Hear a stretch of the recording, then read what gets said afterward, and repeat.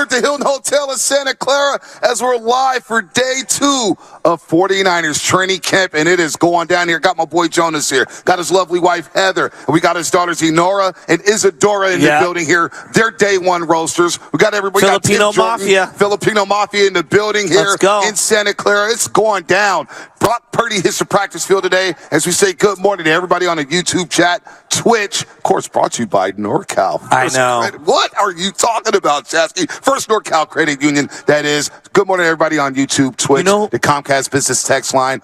All the overnight dances, of course, because this is their type of year. This is their time of year. Football season coming in. You got people traveling. I know. Yeah, look at all the Niner fans. They're ready to go. You guys ready for the Niners today? Look at all these. Let's go. All these young, look at McCaffrey, these beautiful McCaffrey young jerseys. Here. Look at these girls. Let's go. George Kittle jersey. The nails are done. Let's look go. Look at these girls here ready to go. They got their game faces on. Yeah, they do. Getting ready for practice. Brock Purdy will hit the practice field today for the first time. You're raising them right, dads. You are raising them right. You are raising. He's got the Giants jacket. He's got the McCaffrey jersey.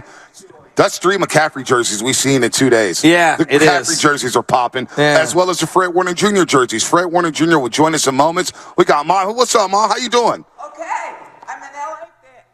49er fan. An LA 49er fan. I thought she was going to say Dodgers. I was going to boo you. Say LA Rams I was going to stand up and boo you. No. In fact, they're building their new training facility.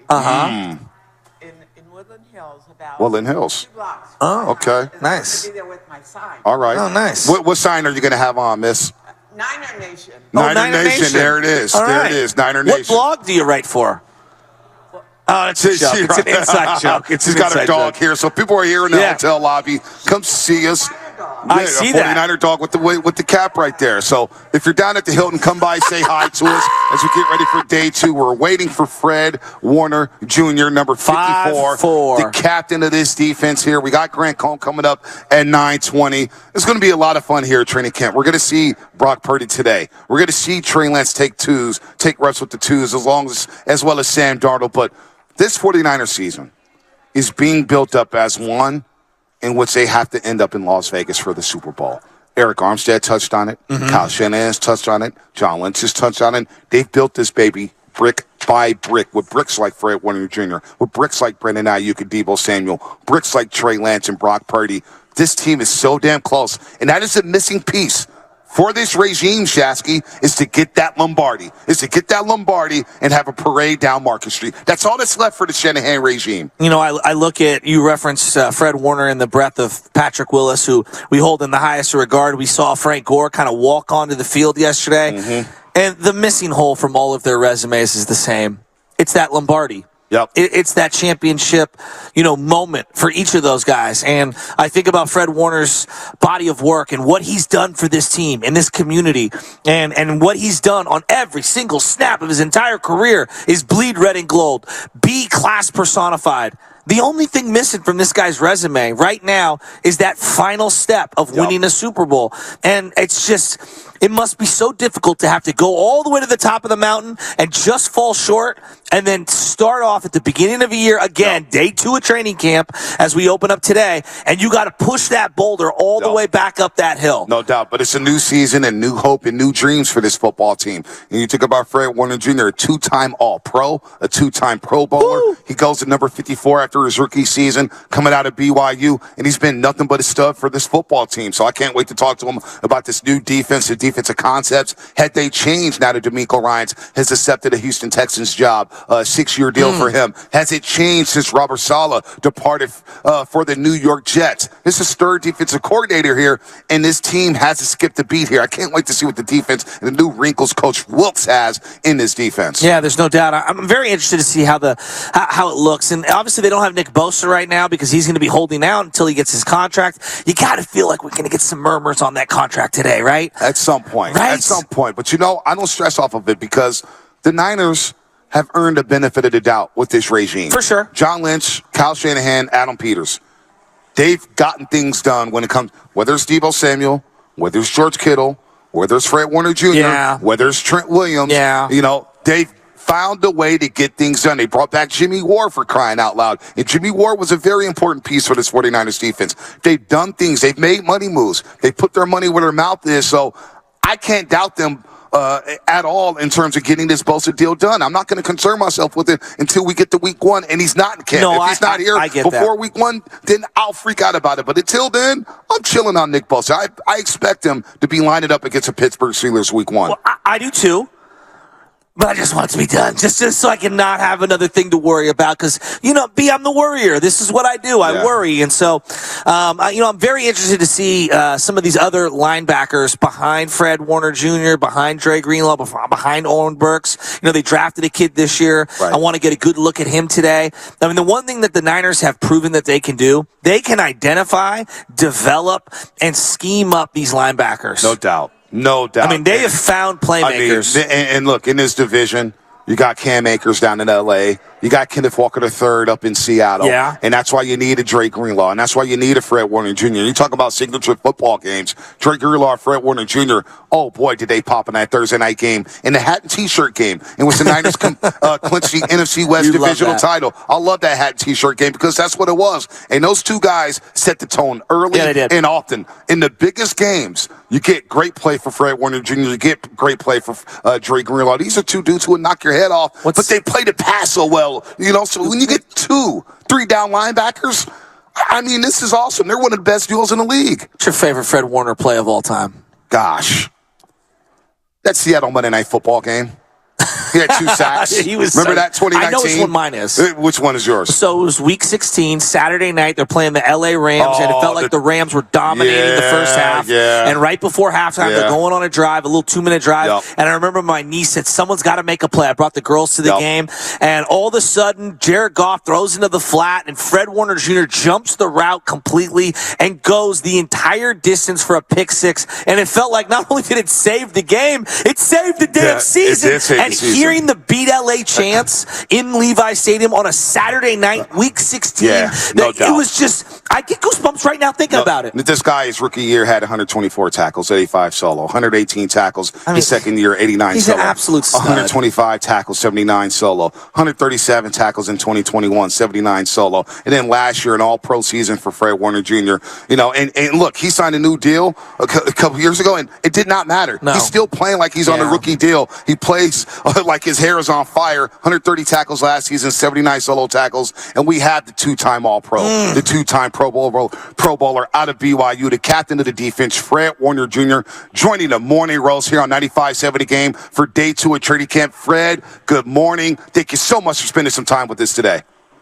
Yeah, good morning, fellas. Thanks for having me on. Hey, man, we're so hyped as you enter your 6th year as a middle linebacker of this football team, and I got to think, coming into training camp, it's your 6th season. And when you first came, you're wearing number 48. We had no idea who you were. You're wearing a green dot helmet in Minnesota. We're saying, who the hell is number 48 out of BYU? And you were making play after play after play. And it feels like you haven't left the field since. So let me ask you, do you still get those rookie jitters when you come into training camp? What is it like coming into training camp, starting a new season? Man, every year it still feels like the first. You talked about it, those rookie jitters, like that excitement. That angst, like everything that you feel on that first day, I still get those butterflies, man. That's how I know I love it, and I know I'm going to continue to love it for a long time. But it's just exciting, man, to get back to it. With the fellas getting out there on the field, on the grass, getting back to playing football. I mean, it's not truly real football yet, but it's still being able to get out there and run around and make plays. So I still love it, man. Just like the first. You get everybody so hyped. Like in practice, pregame. I mean, me and B were sitting in the second row in Philadelphia, and you're headbutting, and you're pointing at Jalen Hurts, and you're screaming and yelling at him, and you're making plays. And then you get, I don't know, was the wind knocked out of you? I'm not even sure. I'm going, he's hurt, he's out, he's not going to get it. And the next thing I know, was worried about you. 2 plays later, you're back in there stuffing the run. I mean, is that just what happened on that play? Did you get the wind knocked out? Did you hurt your shoulder? I thought you were done, man. No, I got a stinger on I think that was like the first or second play of the game. Mm-hmm. Got a stinger in my shoulder, so it's just one of those things where in the moment it feels like you just can't move. Like it's kind of like it's an in the moment thing where it's like the sheer pain, but then it kind of goes away really quick. So I just needed to take a couple plays off, and then I was back in there. Take us back to you leaving BYU and you enter the NFL draft.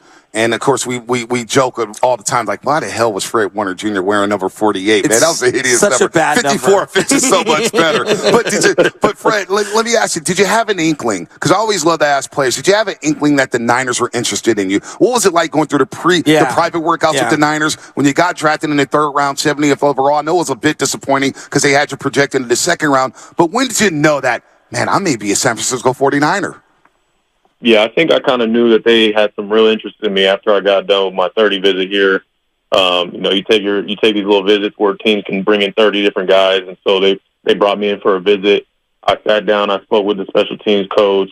I sat down with Coach Saleh, D'Amico Ryans, and I think just after talking to all of them, it seemed like they all genuinely liked who I was as a person. They all expressed how on my tape what I could do to fit into what they did as a defense. So I think all those things really led me to think that I had a real shot at coming here.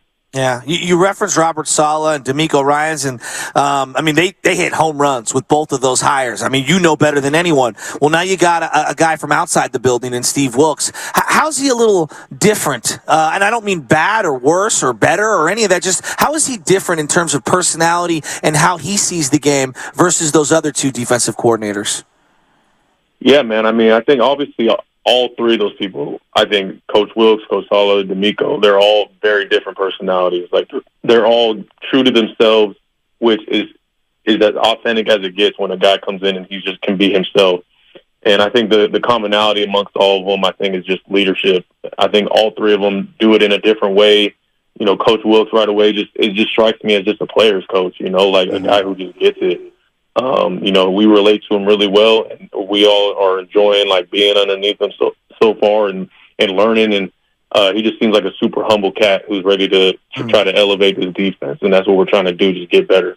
And we're talking to a super humble cat in Fred Warner Jr., a two-time All-Pro, a two-time Pro Bowler. We're so impressed with your demeanor off the field. Shasky earlier was talking about your podium game. And I think also just embrace the community. I mean, I see you at Giants games all the time. Yeah. You go to Warrior games. What is it about the Bay Area? Yeah, no doubt. The Guardsmen, yeah, no doubt. What is it about this community that you embrace so well? Because it feels like when DeForest Buckner was like that. We missed him because it's like, man, he really embraced the community. What is it about this community where you and your lovely wife have embraced it to where you're out and about and you're talking to fans all the time?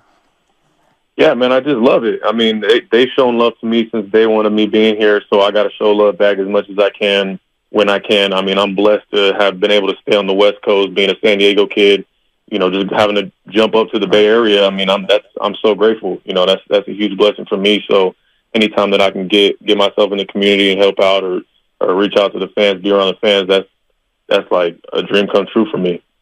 When you talk about day one, being embraced from day one, I think day one, when we saw you in Minnesota, Brian Baldinger talks about it all the time, it's this number 48 guy with the green dot helmet. And I'm thinking, they got a rookie calling the defense? And Shasky and I are freaking out about you in Minnesota. Didn't you make that great play on Dalvin Cook? And you're just playing so hard. And from day one, it felt like, boy, the Niners found the next great linebacker. And we were just talking earlier, like, when it's all said and done, and God forbid you play 15 years here, you have a chance to be mentioned with the likes of Patrick Willis, Ken Norton Jr., Navarro Bowman, and whatnot. But from day one, what is it about this defense to where you embraced it, and you haven't left the field since? I mean, you haven't skipped a beat. You played from day one to what it is now as one of the best linebackers in football. Yeah, man, it's just been a constant evolution, really. It's a combination of a lot of things. It's great coaching, obviously, guys who have been able to mentor me and grow in the system. Being able to play in the same system for 6 years now that's a true blessing. Like, you talk about how much turnover there is in the NFL, having like different defense coordinators, different schemes and things that teams have to run. Like, I've been blessed with the fact that I've been able to just learn and grow in the same exact system. So I'm seeing the same things day in and week in and, year in and year out. You know what I'm saying? Like, it's just like it's a constant evolution of me trying to just get better at my game and the little nuances within the position and within the defense. So that's what's allowed me to continue to get better year after year after year.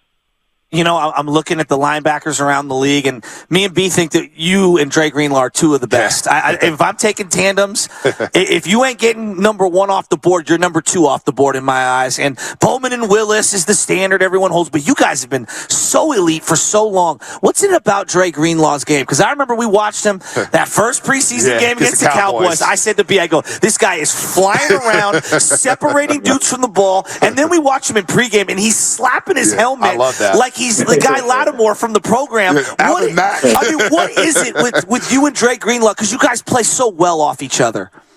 No, we do, man. I think we complement each other the best out of anyone, and I think I admire his game so much just because he's such a tremendous athlete, and does things that I could never, like the things that he has in his body, I just don't have it, so I marvel at that sometimes in his play strength, his play speed. And aside from all that, the mentality you just mentioned, him hitting himself in the head, doing all these little things.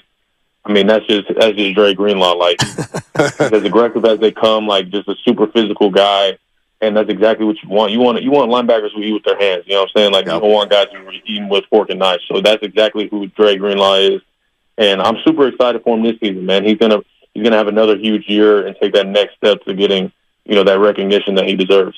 I think a lot of people think it's sour grapes or whatever, but I just think when you work as hard as you guys work, it must have been so difficult to be able to swallow that loss last year against Philadelphia. You're not making excuses or anything like that. It's a tough way to end the year. That had to be hard to drag that into the offseason, right? And now you got to start back at the bottom and work your way up. Because that Eagle loss just didn't sit well with me on a variety of fronts. I can't imagine what you guys went through.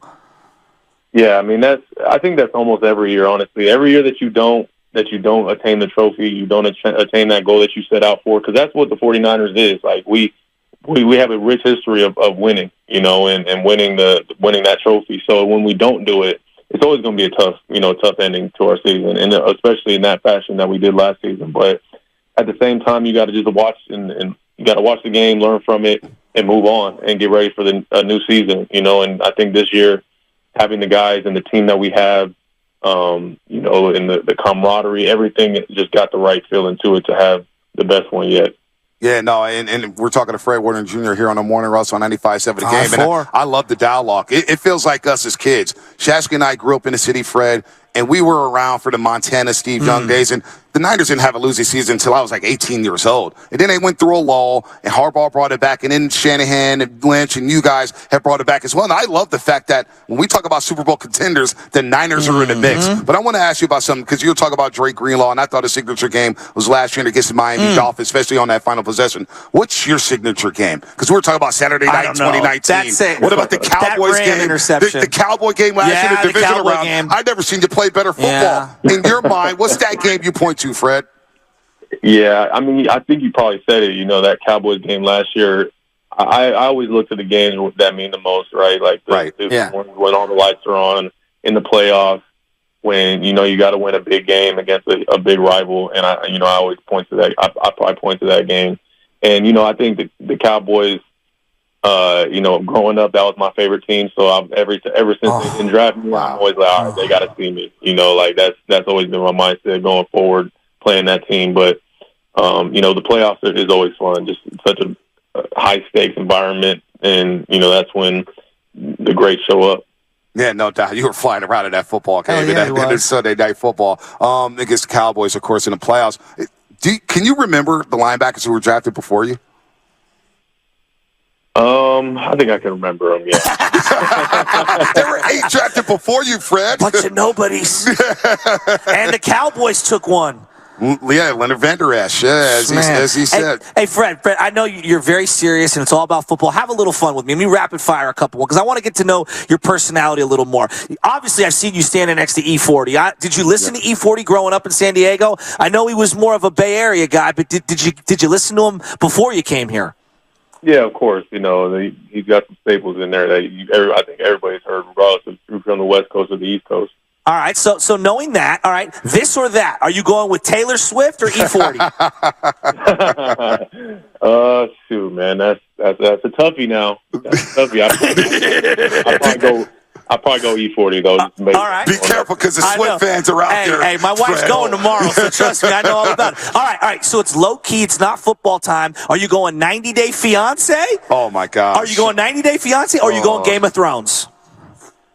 You know, I never watched either of those. So what do you watch? Well, I'm happy. I'm happy you didn't watch 90 Day Fiance. Yeah. Well, what do Fred. you watch? don't need Did to you watch that. the quarterback doc like we did? Oh yeah, for sure. I watched. What'd you think? Dog. That was a good one. Yeah, that was a great one. Hey, is Mahomes really like that? Like, are you ready to do you want to knock him off? Like, because him and Crosby going at it 1-on-1 was incredible. Yeah, no, that was great. That was good to see. I like the insight. I know you got to leave, Fred, and we appreciate God, the time. you're but so but good, what man. do you do in your off time? What is an what off are you season a like for video Fred Warner gamer? Jr.? Nothing, man. I mean, just kind of hanging out. I'll watch shows with my wife. You know, we kind of just hang out and not do too much. I'm pretty chill. Anything. I'm usually doing something that has to do with football. You know, trying to get better. So when I'm not, I'm usually just hanging out. Well, we can't wait to see what year 6 has in store. I got one more. Drake Jackson looks incredible right now. Is this kid going to pop this year or what? Absolutely, man. I'm excited for him. You know, he's put the work in now. It's up to him to continue to just strive and get better day in and day out. And the play you made yesterday in practice over Deebo Samuel, we watched that. Said, and this guy's a 3-down linebacker God. making plays 15 yards deep down the field. We can't wait to see it today for training camp for Damon number 2. And we can't wait to see when the pads come on and what you do with the pads, because I know you love popping people. Lay off Ayuk, bro. You can't, yeah. Lay off Ayuk. Leave I need him Ayuk for alone, week Fred 1. Warner. Come on. Yeah, no beef, man. No beef. Hey, thank Fred, you for your time. Hey, Fred, best we really of luck. appreciate it. We really enjoy you, man. You're one of the best Class linebackers we've seen in our lifetime. You're going into year 6, man. You're a 2-time All-Pro. Yep. And we can't wait to see you guys get to the mountaintop and finally get that jewelry, that ring in the Super Bowl, man. Fred, take care, man. Blessings to you and good luck this season. All right, man. Appreciate you guys. Thanks for having me. Anytime. Fred Warner Jr. here stud. on the Morning Roast on 95.7 The Game. If that doesn't get you fired up there, he's knocking heads off. He's the signature game against the Cowboys. He's got so many signature games, though.